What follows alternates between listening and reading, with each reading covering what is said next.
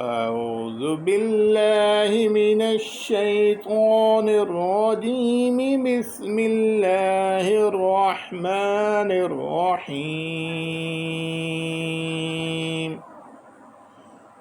والفجر وليال عشر والشفع والوتر والليل إذا يسر هل في ذلك قسم لذي حجر ألم تر كيف فعل ربك بعاد إرم ذات العماد التي لم يخلق مثلها في البلاد وثمود الذين جابوا الصخر بالواد وفرعون ذي الأوتاد الذين طغوا في البلاد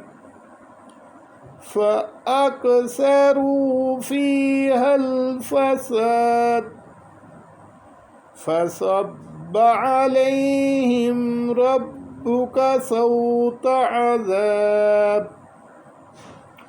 إن ربك لبالمرصاد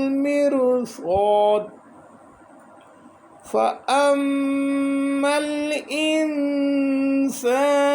إذا ما ابتلاه ربه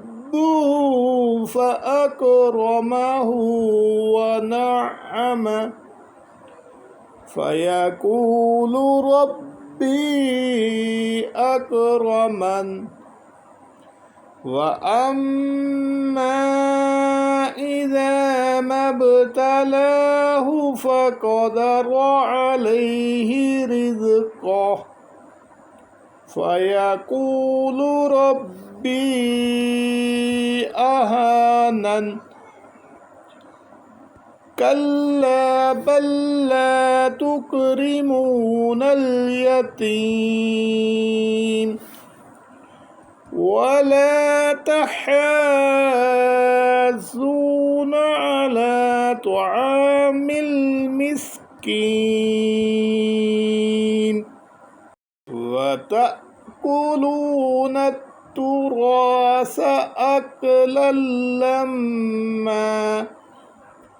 وتحبون المال حبا جما كلا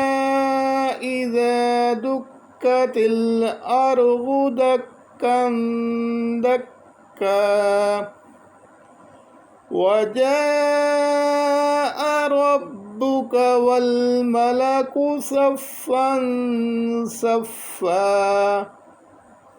وجيء يومئذ بجهنم يومئذ يتذكر الإنسان وأنى له الذكرى يقول يا ليتني قدمت لحياتي فيومئذ لا يعذب عذابه أحد ولا يؤثق وثاقه أحد يا أيتها النفس المطمئنة ارجعي إلى ربك راضية مرضية فادخلي في عبادي وادخلي جنتي صدق الله العظيم.